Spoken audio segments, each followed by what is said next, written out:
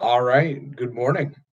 I want to Morning. welcome everybody to our next EmpowerMe session of resume skills, a resume workshop where really we're going to walk through some tips, some tricks, some do's and don'ts to help you be able to put your resume together and hopefully get yourself polished up a little bit so that you will have a better opportunity to be successful at whatever your next career move is going to be. More to come on all of that, obviously, we move forward. I'm going to share my screen and we are going to get started. Now, I always like to start out with the fact, and again, facts change, right? Statistics change over time, but this was true as of roughly about 18 months ago. There was a study that was done that showed after interviewing a ton of recruiters nationally in all levels of position, or that hired for all levels of positions, that 8 out of 10 resumes are discarded with only about a 10-second glance. Um, Really, this presentation is designed to help you have some tips and make sure that your resume is well formatted, has attention grabbing details, and ensure your resume isn't thrown into a no pile before employees even get a chance to see your experience. Because ultimately, that's what the resume is for. It's to generate interest in you as a candidate based on the experience that you've had in your past. And again, we'll move on from there. So welcome everybody, and we'll jump right in. Obviously, if there's any questions, do not hesitate to interrupt as we move forward. Red, as you see fit, feel free to jump in. If there's a point that you would like to kind of drill in on, feel free to grab that microphone. All right, so let's start right at the beginning. Why do I need a resume, right? So the purpose of a resume is to get you an interview and to earn you that will earn you the job, basically. So this is the ticket to the dance. Now, I want to dispel a myth, which has been out for as long as I can remember, since 2005 of my work at T-Mobile, which is you don't need a resume for an internal T-Mobile posting. Everyone's always said it's just, you just interview and you're good and they can see your work history and that's that. Our company has evolved significantly, and nor do I think it was ever true, but in the stage of the game that we're in now, consider this, like after the integration, there are many more people across this company in different positions of leadership, right, that have moved, and we shouldn't assume that all positions and titles in our history are clearly understood by anyone who might consider you for a future position, right? Think of some of the word changes and terminology changes. You might have an award in a statistic that isn't measured anymore. That doesn't really mean anything to somebody who's reading it that might be 2 years in with the company. So you'll want to make sure to really break down in layman's terms both your accomplishments as well sometimes as your awards and what it represents. Your resume should entice the reader to want to visit you, right? It's designed to sell you as an interesting person to talk to. Now, this doesn't mean your hobbies, and we're going to get into this in a little bit more detail, but your relatability to the role and your work experience, it's a puzzle piece. You want to be able to demonstrate how that puzzle piece fits. And really, it's your written answer to the question of why should we hire you? Like if you get into an interview and they say, okay, question one, and you can only write it down, why should we hire you for this job? That's what your resume should be doing for you already. In other words, if you hire me, you'll get these specific direct benefits. I'll produce these specific results. This is the kind of networking. This is how I've, worked together with people. You want that to be the written form of the verbal interview that you're going to be giving them. Obviously, a much shortened version, as we'll talk about soon as well. But because overall, your resume is an initial introduction that really decision makers are going to use, that's going to showcase your skills, um, really your past and present employment. It's also going to bring, you know, your relevancy to the position to the forefront. So I think I probably hammered to death why you need a resume, right? So let's just talk about a couple of the things that we show on what it is about the resume and how it should look from a very basic standpoint. So 5 tips I like to share on regards to how to make your resume shine, right? First one is ensure you use action words. And I put a list, I think, in our Slack channel, and this is something that I'll be sure to get out, down the road once we've completed all of our sessions, so that you all have some printed material and don't have to write everything down, including this presentation. In all honesty, I don't mind sharing that as well. But really, using action words to be able to describe more about how you have accomplished what you've accomplished, and you don't let it get overloaded with descriptions. Again, be sure it's clean and presentable and easy to read. We're going to have some examples that I'll be able to share with you as well. There's plenty online too. Don't think the couple that I have are probably going to be the best that you can find, as everything is evolving online when it comes to resumes. And something else I'll mention up front too. Resumes are literally like fingerprints. Um, you're going to talk to 1,000 different recruiters. They're going to have their own personal bias on what they think makes the best resume. What I'm trying and Red trying to present with you here is the most common ideas on what makes a resume good. You'll have people saying 2 pages. You'll have people saying 1. You'll have people saying, put your dates and your names over here, or put it in whatever order. Um, I'm not as focused on that as I am about the things that we're going to cover today that are really going to allow you to be able to present your accomplishments and put you in the best light possible. So again, clean, presentable, and easy to read. I say that because you may be shocked at the number of resumes that I've seen over my career in recruiting, and even before I was recruiting, when I was just a hiring manager, and didn't have the exposure to every resume that applied to a job. And what people allow themselves to be presented by on paper is shocking and sometimes disheartening. So really make sure that you're able to easily read it and that everything makes sense. And we're going to talk more about some exercises on how to do that. Dates, So, titles, and oh, go ahead. oh, I'm so sorry. I Don't just be. want to know, so like I have an idea as to what you mean by this, but I just want to get a better understanding. So when you say ensure you're using action words, can you give us some examples of action words? Yep, absolutely. And we're going to get into that in a little bit more detail. But Red, go ahead. Check chat if you can. I just put Greg's list that he had shared earlier in our Slack group, Mm-hmm. but I put them in the chat. But words such as increased, reduced, improved, ran as in I ran a program, trained, directed, oversaw a project, handled, responsibility, initiated. So words like that is where he's going when we say action orders. It conveys that you were physically, responsible or engaged in something. Perfect. Thank you so much. I appreciate that That's a great explanation. question. And thank you for letting me know, Red, because I couldn't see the chat from where I'm presenting. So I was gonna say go dig back from 2 weeks ago in the Slack channel, but that just didn't seem all that helpful right at the moment. Awesome. Thank you for putting that in. I'll pin it too, but it was you posted that on Monday, August 15th in the Slack channel for anybody that wants to scroll back. But I'll pin it as well. Awesome. Thank you, Red. Again, just to jump on, dates, titles, and employees should be easy to find. We're going to talk about formatting when it comes to that. And these are things that typically done right allow your resume to be something that sits in somebody's hands, because it shows that you're putting the time and effort in and you're taking the position seriously from the recruiter's standpoint. All the information should be honest and accurate. That seems a little uh, obvious, maybe, but what I'll tell you is sometimes people will embellish greatly on a resume to get their ticket to the dance, to get that door open. And that's great. The purpose, as I said, of a resume is to get an interview for a position. The downside to being a little bit too,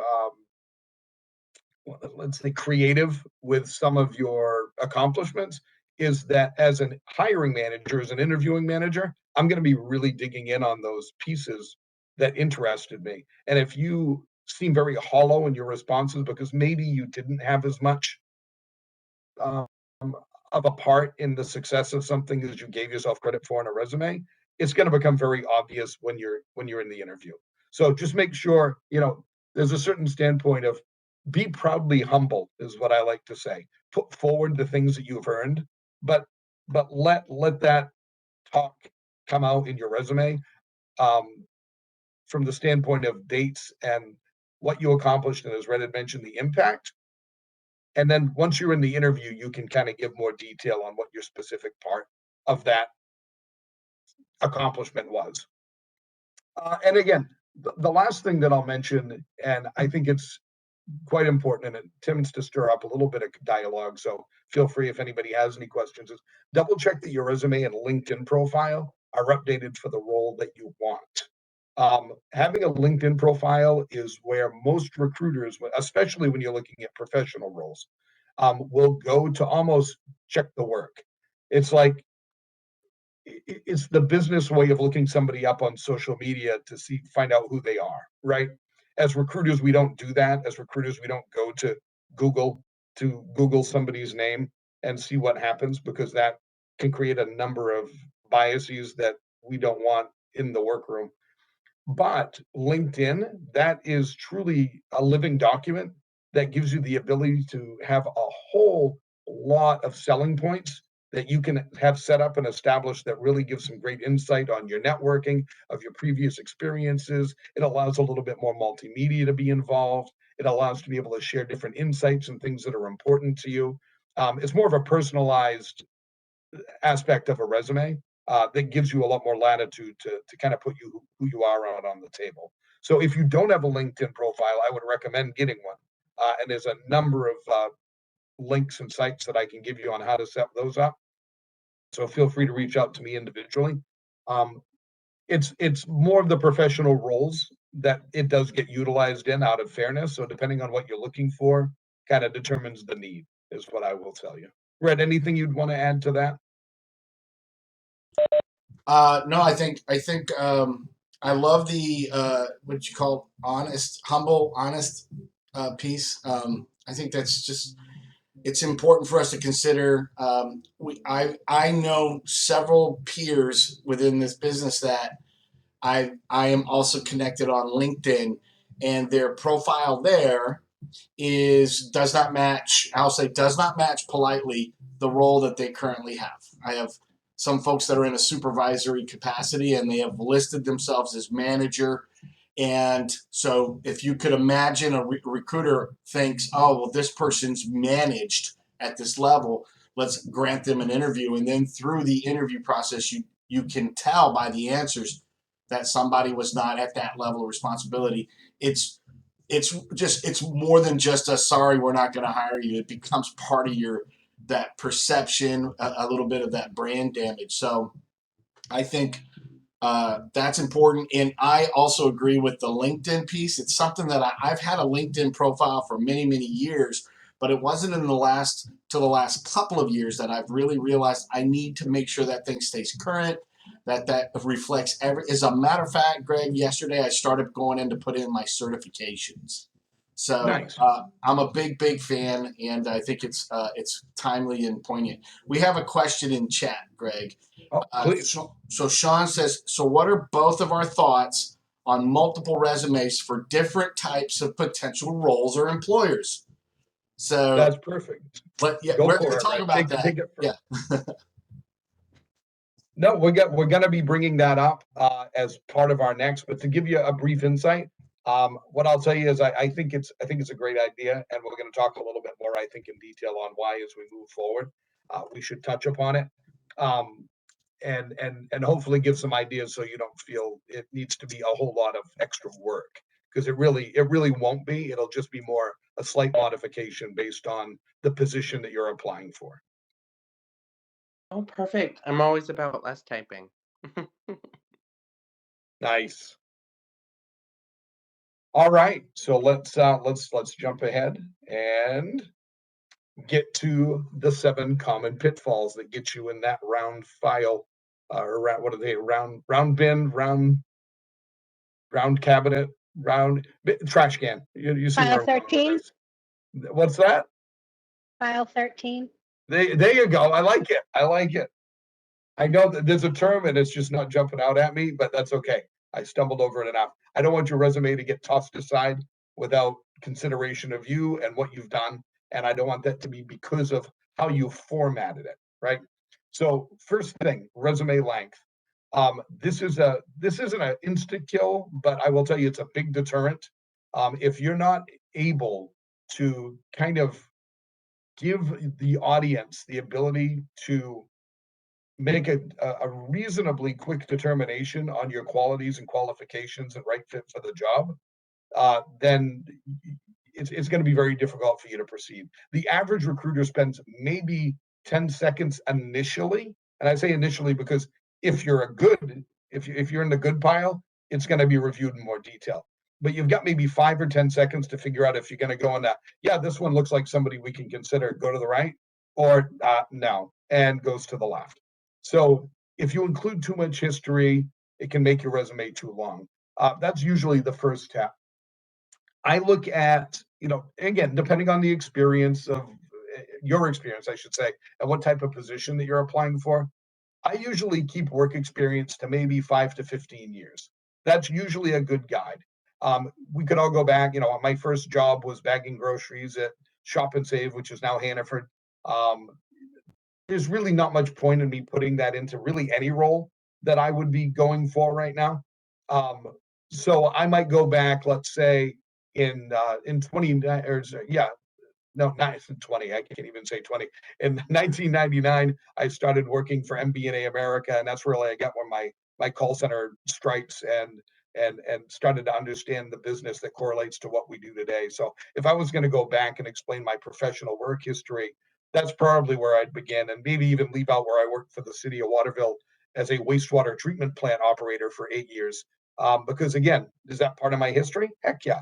Other things I pull from that, even to this day, from a standpoint of experience and understanding, sure. Does it matter on a resume when we have a very small amount of real estate to make a cohesive point on why I'd be the next best senior recruiter? No, that really plays no part in all. I can talk to those things if it's appropriate. So again, you want to do everything possible to keep your resume to I say to 1 to 2 pages, depending on your experience, to make sure that the recruiter or the hiring manager looks at everything that you want them to see. I'd also encourage you to only apply for jobs that you meet the minimum qualifications for. This is a very, very common thing that happens. Hunger does not beat experience and competency. It just doesn't. No matter how much you might say, yeah, but I wasn't qualified for my last 2 jobs and look what I did and how far I came. That's great. And will tell you, especially as you start getting yourself in a professional environment, there's a reason those pre-quals are there. And truly, one of the reasons they're there is to allow the recruiters and the managers to filter immediately up front, so they're not trying to interview 80 candidates. So if it says it requires a bachelor's degree, it requires a bachelor's degree. If it says a bachelor's degree and or work experience, then go for it. Obviously, that's why that's there, because you have enough experience to kind of supersede the need of that formal education. But again, I only repeat this because I see thousands of these come through for positions, back office finance, retail managers, things of that nature, where people truly aren't qualified. And selfishly, it's a waste of time for any organization if you put your name forward for something that that you're aware that you don't qualify for. So look at those prequals. Greg, let's stop on this too. So I want to just kind of inject most likely some reality here is I think we've all engaged somebody who's talked about jobs they've applied for in which they will tell the story. I went into that interview, I didn't have any experience, and unbelievable, I got that job, right? And those are really tremendous stories. I myself have one of those stories. But what we oftentimes don't hear is for every one of those stories, there is at least 100 rejections of a similar nature. And so what Greg is telling you is that you would never, ever do it, but be realistic and understand that it's like playing the lottery in a lot of cases. If you try to go for a job in which you're not bringing what they're looking for and where you can somehow win an interview and then win another interview or the position, it is extremely rare. So we all get drawn to that story, but it is not the norm. It is a story simply because it's outside of that kind of list of normal experiences, if that makes sense, guys. And to add to that, thank you, Red. To add to that as well, to give you a little bit more behind the curtains from the recruiting side of the world, the reason pay grades are developed and designed is based on an expectation of pre-qualifications that the individual would have. So if you're applying for a position that requires a master's degree, and you don't have a master's degree and you get that job, now we have some compensation issues across the company because we might have a pay grade that's designed for people that have a master's degree. So therefore, we're paying you at an indiscriminate amount of money versus what we're paying others, because that is all things work experience, education, certifications, as Red had mentioned earlier. These are all things that we expect to have within the certain roles within T-Mobile and within all companies at certain pay grades. And that's why you might have a pay grade that's an L9, let's say, like a supposed coach pay grade that we know and care. That L9 pay grade ranges 15 different, well, 1,500 different roles across this company. And the range of that L9 is very different depending on the role. If you're working as an investor, if you're working in legal, if you're working as a coach, if you're working as a retail district manager or a retail store manager, all of those pay grades are different, even though that rating is the same. So, and that's done because compensation goes in, reviews what's expected in that role, and then they put a min max around those expectations to hopefully compensate people for all the work that they have done previously. Does that make sense? Yes, and I Yeah, I also think it does. Oh, you go ahead. Sorry. Sorry, I just said that I think it does make sense. Did you have something else you wanted to add, Sean? Oh, sorry. I'm kind of outside, so it's a little difficult to hear. But I just was gonna say I like how premeditated the pay scale is. I think that's amazing how much thought is put into that. It's not just slap a number on a certain role. Like, we actually go in and look into what skills and qualifications are needed for those roles, and how much of how great of a fit you are. So it's interesting to see that the resume goes beyond just getting the job, and sometimes it goes into the level of compensation and how your employer views exactly what you can bring to that role. No, absolutely. And that's a big part of compensation when I'm looking to develop an offer for a candidate, is that really does, that's where it goes full circle and it comes back to the resume again, to be able to review to make sure I'm providing pay proper to the experience and qualifications of the candidate. All right, so we'll move on. Some of these again are going to be brief. Fancy fonts. I will tell you, don't make a resume that has fancy fonts, because fancy fonts means really interesting and maybe appealing eye candy that does not translate well when you end up uploading it into an applicant tracking system. And it may make your resume that you have to upload into certain programs look like absolute garbage. Um, so, stick with your Arial, stick with your Times New Roman, stick with your basic things. Don't make it handwriting fonts or cursive fonts. I want to make sure that you don't, again, get rejected because of a formatting choice. It may make it very difficult to read. And I tell you, as a recruiter on average, that might have 60 or 70 resumes to look at in a day, I'm looking for reasons to find ones not to look at, right? And I'm just speaking very honestly. And that's true with recruiters, period, especially in this job market where we've got so much going on at the moment. Fancy paper. This is a little bit old school because we do so much online right now. Just keep in mind, for that reason, if you're going to be scanning and uploading a resume, it's not going to matter. And when you go into an interview, let's say, and you bring a copy of that resume along, having that premium $5 a sheet piece of paper is never, ever, ever going to be the reason that you get considered for a job. I can tell you that. I promise. This is marketing, really good marketing. Oh, it's sexy and it feels nice and it's heavy stock. And it doesn't matter if it's printed on silk. That is absolutely not going to do anything to help move your career forward. So skip that line in Staples or whatever job or whatever store you decide to buy your printer paper from. No history to support what's in writing. So this kind of goes back again to the exaggeration.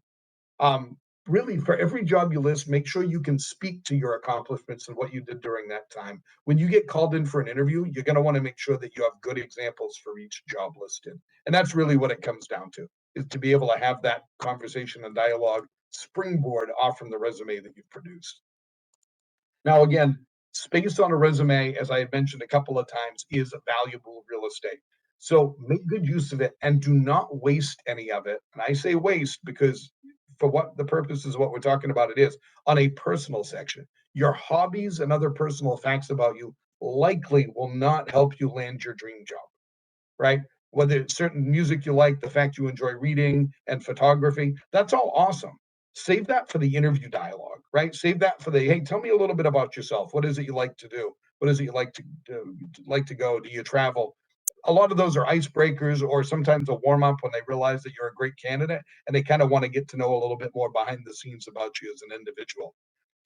What I will say though is community service or volunteer work, that should absolutely and definitely be listed. That shows a certain amount of character, that shows a certain amount of responsibility to your community, that shows leadership, it shows sacrifice. These are all things that if you're involved in community service or volunteer work, definitely make a space for that on there. All right. So the next one, and this kind of goes in to Sean, where you were referring to, do I need to make a resume for each position? I think what we're going to give you maybe a shortcut or an easy way to do that. So, summary statement or objective statement. So, you can use both, and I'm going to get into more detail on what they are for those that may not be familiar. But you could use either a summary or an objective statement at the top of your resume. Obviously, you don't want to use both.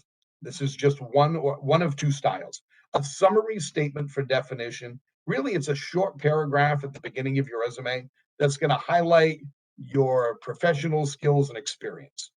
An objective statement, in contrast, it introduces the resume to a hiring manager. It's a little bit more personal. All right. So, as the name suggests, it answers the questions, what's the objective of this resume? It's basically your summary of what they're about to read. It usually states the position which you're applying for. It may include your career goals. Again, the resume should make the reader want to keep reading. And this is the best way to get them hooked, right? It's your opening objective that spells out your goals. It shows the relevant experience. Think about adding, and I'll have an example or two for you, but think about adding 2 or 3 qualities, abilities, or achievements that would make somebody want to hire you. Just those highlights, those bullet points. With a clearly defined objective, you can write a resume that conveys the experience, the skills, the training, kind of that will best serve you overall from the standpoint of how your professional aspirations can be taken. So let me give you an example. And Sean, Ginny, whoever, feel free to jump in and tell me your thoughts. So you're a recruiter, you're sitting there with a resume in your hand, you're looking for the best teacher for your school, right? And you're just going through resumes of educators. The first resume you look at has a summary at the top and it says teacher with 5 years of experience seeking corporate role. So we'll say it's not a school. We'll say it's for a trainer position at T-Mobile. Teacher with 5 years experience seeking corporate role. That's kind of their summary. Or the next one in your line has award-winning educator seeking to leverage 5 years of teaching experience to transition into corporate training. This is before you've seen anything else about them. Do you get that kind of, well, you tell me, what's your vibe on reading either of those introductions to a resume? Yeah, I like the second one. I mean, the second one shows me that it's the same set of experience, but just that little tweak in the verbiage. In my opinion, like as an employer, that would probably draw my attention a little bit better because it sounds like they may fit that corporate role, a little bit better just by tweaking the verbiage. Fair enough. Ginny, how about you? I thought I saw you. I'm going with Sean on this one. The second one sounds better. They're acknowledging that they don't really have the experience, but they want to learn. There you go. And see, and to me, there's a couple of things, right? Definitely the power words and award-winning educator. Well, they may have gotten an award at some point in their career. So that's not embellishing. That's not blowing anything up. Either of you could be award-winning customer service representatives, right? If you've achieved an award while you've been doing customer service, you are now an award-winning customer service representative. Congratulations. And that means you could put that on your summary. Seeking to leverage 5 years teaching experience to transition into corporate training. So that already talks about the idea of transitioning, understanding that they're coming from a educator role, maybe from a public standpoint, and they're seeking into a corporate role. They already seem to understand that idea of what a transition is and what it means, which sometimes can be a hurdle, right? For some people to move from one industry to another. Well, you have the other one again, exact same information. Teacher with 5 years experience seeking corporate role. Seeking makes it sound like you haven't found it yet. The other one, I feel like they know exactly what they're applying. They found their next home, and they're looking to make it their own. So yeah, no, I agree. For obvious reasons, it kind of stands out. But really, think about it. If that's all you get to read before you go on your coffee break is that first resume, what's going to resonate in your head to make you want to go back more to pick up that resume and keep reading? It sounds more exciting, and that's the purpose. It's self-marketing. Put that personality and spark on. So I've got on the screen, and I don't know if either of you. Oh, go ahead, Red. We want to, and I don't know if this is where you were going to do it, but we still haven't. Did we address Sean's question, meaning multiple resumes or option resumes based on where you might be applying? Let's do that. Yeah, no, let's go back to the end. I don't know if you want to speak to it because you gave some great examples in the last one. Yeah. If you'd like to kind of start up answering that question, feel free. Yeah. So Sean, I do believe that you want to consider having multiple resumes. The kind of caveat is what I would say is you don't really want to create a resume for job titles, right? But what you might want to do is have resumes for kind of areas of expertise. So I will give you an example. I used to have a standard singular resume that talked a lot about my job history, but I realized that I now, in my work experience solely at T-Mobile, I have been in the analytical field, and that was through my business support experience. I have been through an operations field, and that was my team manager experience. And now I have this a wonderful experience resume around development, being a consultant. Those, when Greg talked about what do you want to put in there for your skills and attributes based on what you're going for me, it just made sense.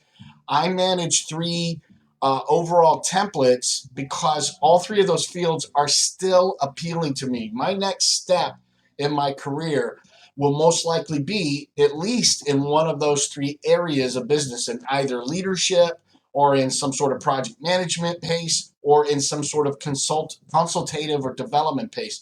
But when I talk to myself about it, it just can't be captured in one resume. So I create multiples that I can go in and tweak and update when the opportunity manifests. So, yeah, your question was so timely and perfect. If you know that you might be looking at a field in education, but you're still really kind of also really great at and interested in joining a team that develops projects, my recommendation is then customize 2 resumes for those fields. Does that make sense? It does, and I can't thank you enough for that elaboration.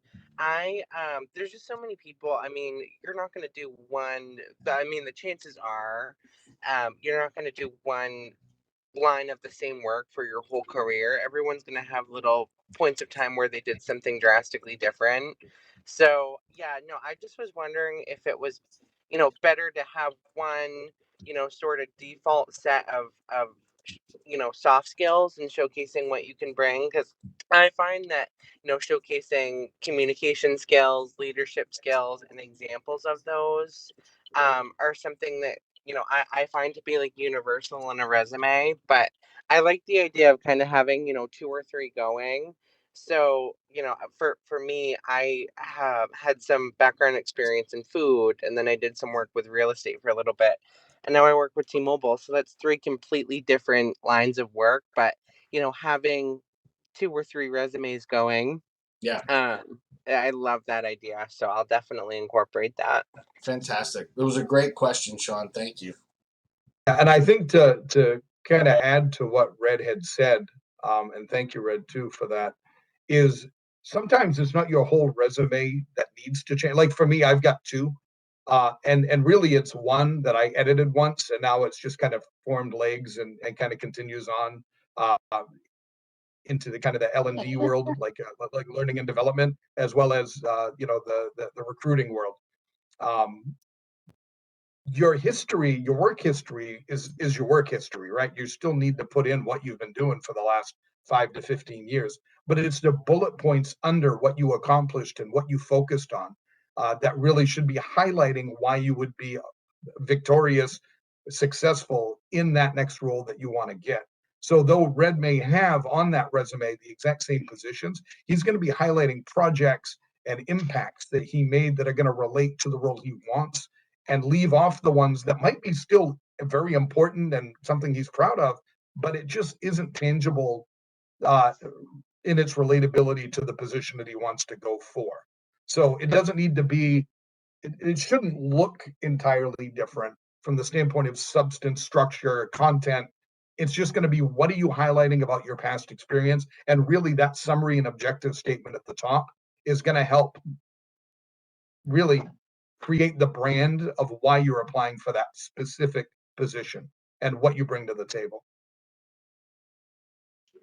Oh, I love it. Yeah, no, I want to fill out a resume now.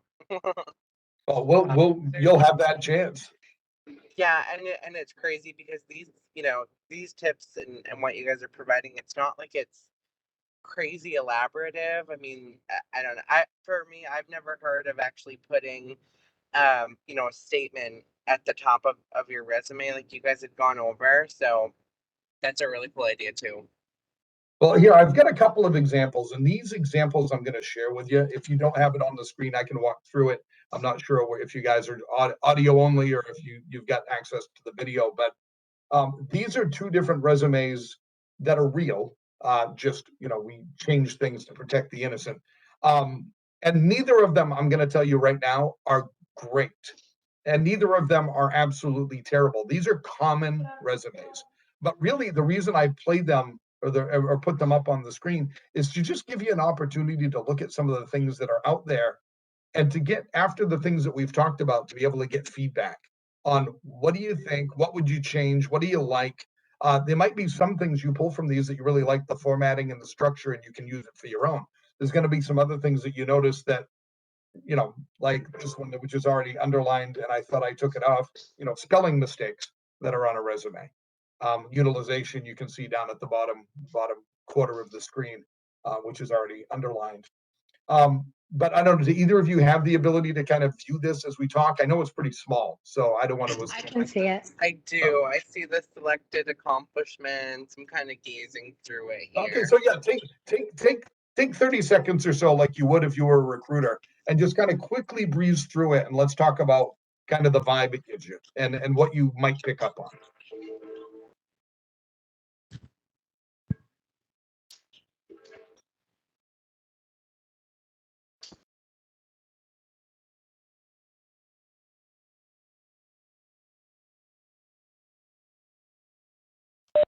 Is it okay if I say that this makes my head hurt? Yep. Yep, it sure It does is. seem like a lot of information. Doesn't it? And it's one page, right? It's one Yeah. page, and there's space. But It's still making my head spin.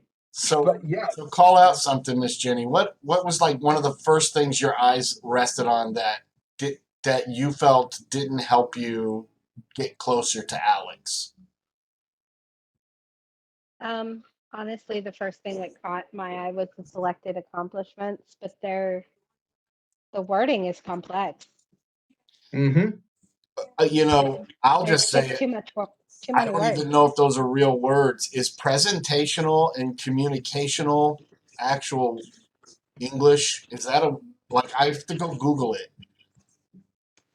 So yeah, I agree too. And just based off of that metric of, a hiring manager taking 10 seconds to look at this, I think his like qualification summary, that's fantastic. But, if I took that 10-second scale, like this isn't something I would want to look more into. I would pick this up and probably discard it.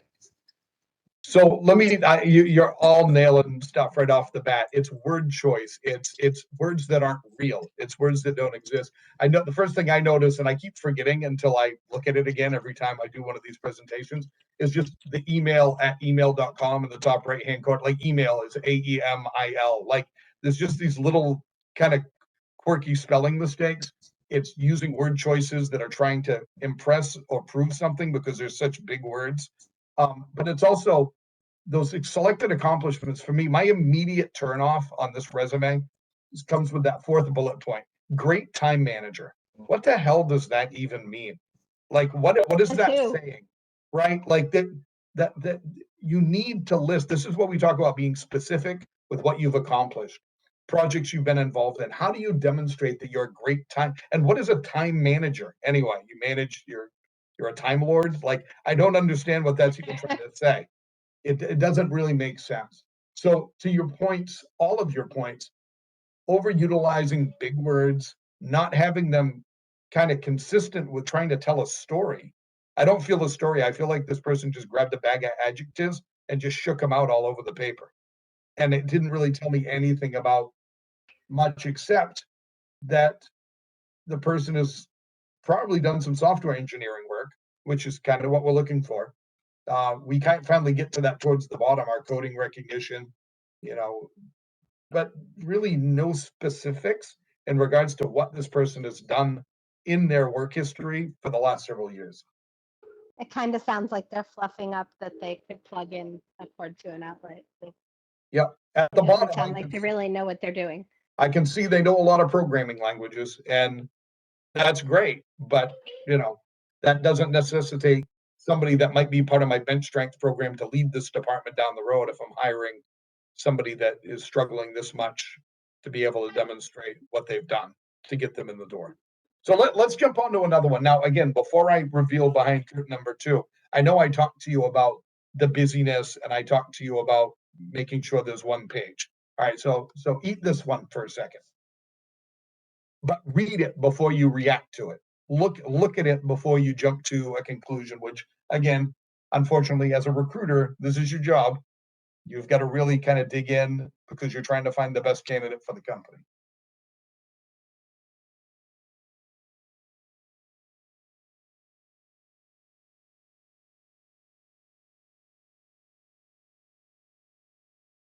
I know this has more words on it, but it seems cleaner. It's organized. Okay. Keep going. It definitely seems really wordy, very wordy. But I do like the core competencies section. I think that's a nice section. It just seems like a lot. Maybe that's what our employer is looking for. But again, using that metric of having that 5 to 10 second rule, I feel like if I looked at the first part of this, I don't know as if I would give it any more time. Yeah, I look at this too and I say, well, hey, I'm no software developer or engineer, but if I was to imagine that world, this is stuff that's probably very important or very relevant. Maybe I'll go with relevant. And I do think it was written much better. I do think, uh, maybe the I guess the objective statement still though lends itself to getting lost. Most people might not make it to that fourth line, if you will, right? Even though it's still written well. But Yeah, I think I see this in the first thing. My first question is this feels like a resume that was purposely created for a very specific field. Would that be close, Greg? Yeah, 100%. Again, this type of position and role um, is looking for things that are very specific when it comes to knowledge and experience and skill set. So you all nailed it. Like here's the difference, right? We know that there's gaps, and we know that's certainly advice I would give this individual. But out of the respect of time, I'll run through some of the things that I've picked up on when I compared the two, and you can all let me know what you think. So again, the objective was replaced with a summary. So the first one had an objective of what they were looking for. This one has a summary that better represents who the person is, right? What they've accomplished and how they would benefit the employer if they're hired. Like there's things that you can take away from in that talk. The difference between the two allows you to focus more on your value as an employee rather than what you want from the company. And a lot of times that can be one of the differences between an objective and a summary. An objective's about what you want. A summary can include what you're going to give. The experience section on this one was very underwhelming before in the last one. It was missing any real achievements. Um, it recited facts, but it didn't use any verbs or metrics to convey your potential value. Instead of just listing jobs and duties, make sure you define your achievements. That's really the difference between those two here. I look down and, perform peer review troubleshooting and debugging of code and resolved issues such as memory leaks. So we didn't just say, I resolve stuff. We even gave an example of one of the things that was resolved. And again, I'm not an IT recruiter either, an IS recruiter, but if I was, a memory leak might be a big deal to me. And it might be great to know that this person has had some experience being able to troubleshoot those things. There were no skill or core competencies listed on the other one. Again, proper keywords help you get past auto screenings. There are systems out there that auto screen resumes. They don't require people. Robots are recruiters too, guys. So without proper keywords in your resume, sometimes you might get passed over as not being qualified. Your resume should always have a list of relevant core competencies for your skills. And again, these can be interchangeable to allow you to tailor your resume, but certain keyword phrases are very important when it comes to things that are related to the industry that you're going in. Like again, his programming knowledge, his the databases he's worked on. A lot of them are going to auto reject if this goes through a computer system. Auto reject ones that don't have SQL on it. If you don't list SQL on your resume, then we have no need for you in Foom. So you don't even have human eyes that touch you at that point. And then again, lastly, the first resume had a spelling error. I will tell you, for some, depending on the role, if you were doing instructional design, a single spelling error on your resume could be enough to get you bounced. Like, consider the role, right? What are you going to be doing? I'm going to be building presentations for my entire life. If you can't present your own resume without problems, why would I ever hire you to be in charge of putting together presentations? So again, sweat the small stuff when it comes to the resume is what I'll tell you. Always proofread, and this leads to where Red and I will be jumping in here in a second. Always proofread your resume and have someone else proofread it for you as well. Ridiculously important. So I know we're wrapping up with a couple of minutes. We started a couple of minutes late, so I want to be respectful of everybody's time, obviously. Red, do you want to close us out or offer up what we offered up our last group? Yeah, sure thing. So first, thank you, Jenny and Sean. Thank you so much for attending. I hope that you walk away with a lot of great stuff. To be complete and thorough in this particular topic, Greg and I are making an offer. We've made an offer to the last group. We're going to make an offer to the both of you. If you have a complete resume, or if you are in the process of creating a resume, here's our offer. Send it to the Oak CC EmpowerMe inbox, and we will give you a professional review with critique. Oh. Yeah, it just sounds good. That's pretty cool. It sounds pretty cool. And we've done it for a couple of folks. But to Greg's point, sometimes you've spent so much time pouring yourself into the creation of a document that you could, at points, lose your way. You might not see a sentence that you've written a few times.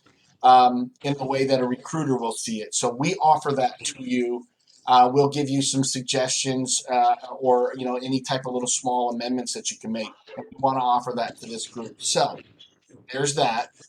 Send it.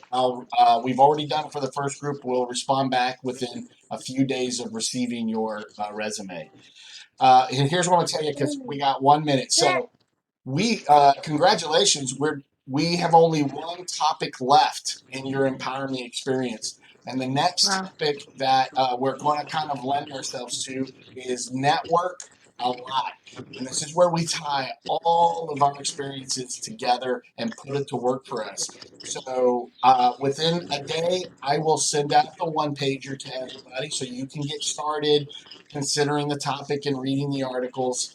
I want to tell you again what a pleasure and an honor it is to be partnered with you guys. Greg and I want you to remember, keep pushing, keep moving forward. We love you. We believe in you guys. Have a great day. You guys have a great day. Thank you so much. This was amazing. Thank you so Awesome. much. Glad to Thank hear you it. You for your guys take time, care. you guys. Thank you. Bye-bye. Appreciate you.